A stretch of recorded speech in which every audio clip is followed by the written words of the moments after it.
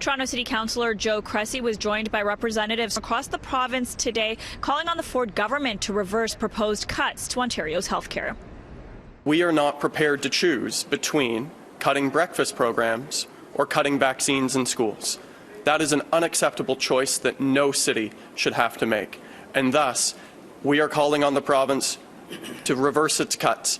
And these calls are increasing in frequency. The province announced these cuts on a Thursday afternoon on the eve of a long weekend 2.5 weeks ago. Today, the mayors and regional chairs of Ontario, representing nearly 10 million people, spoke out against these cuts.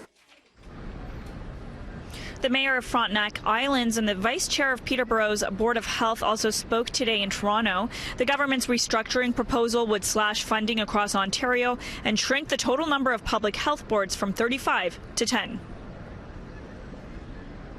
Now, ever since these cuts were announced about 2 weeks ago, Councillor Cressy and other people from the city have thrown around a startling number. They say that over the next decade, Toronto Public Health will lose $1 billion. But from the very beginning, the Ford government has disputed that number, calling it inaccurate. So today we crunched our own numbers. We spent pretty much the entire day doing so with an accounting prof from Ryerson, and it's clear both levels of government are using these numbers for their own political purposes.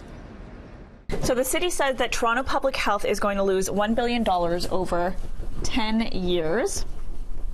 We're going to try and get to that number. Right.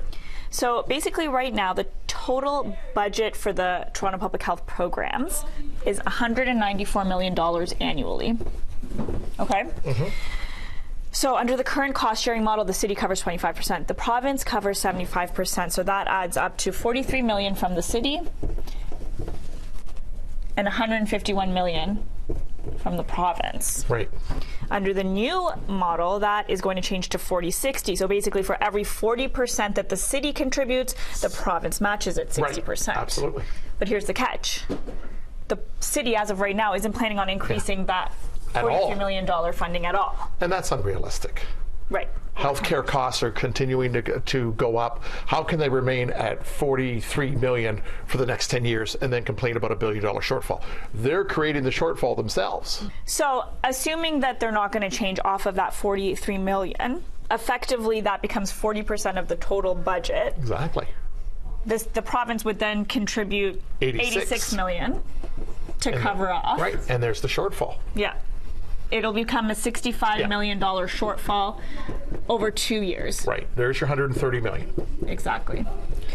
So after 2 years, the cost-sharing model changes once again. Exactly. To 50-50. So now, assuming... If they keep the 43, the province... Yeah. If they're sticking with their $43 million... Wow. We're seeing an even bigger shortfall now, right? So that'll leave a $108 million gap annually. Over 8 years. Over 8 years. And that becomes $864 million. Absolutely. Add that up with 130, and yeah, you're pretty close to $1 billion. Yeah. But it's not the province driving this. This is the city saying we have no more money. Do you think that the city's being disingenuous when they throw around that $1 billion number? Very much so, because they're controlling that. That 43 is directly in their control. When people at home hear these numbers, it's obviously extremely confusing. Absolutely. What do you think? How do you make sense of this as someone at home? Well, as a taxpayer, I don't live in the city of Toronto, but I live in Markham.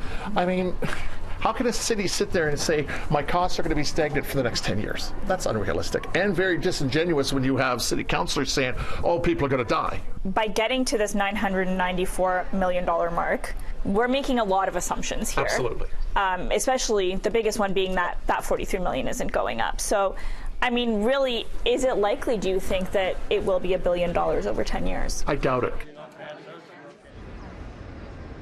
The city also releasing a list of programs that are likely to be affected by these cuts, including 634 student breakfast programs at risk, more than 32,000 food quality inspections, 50,000 doses of vaccines distributed to students every year, and 220,000 dental screenings for kids aged 4 to 12.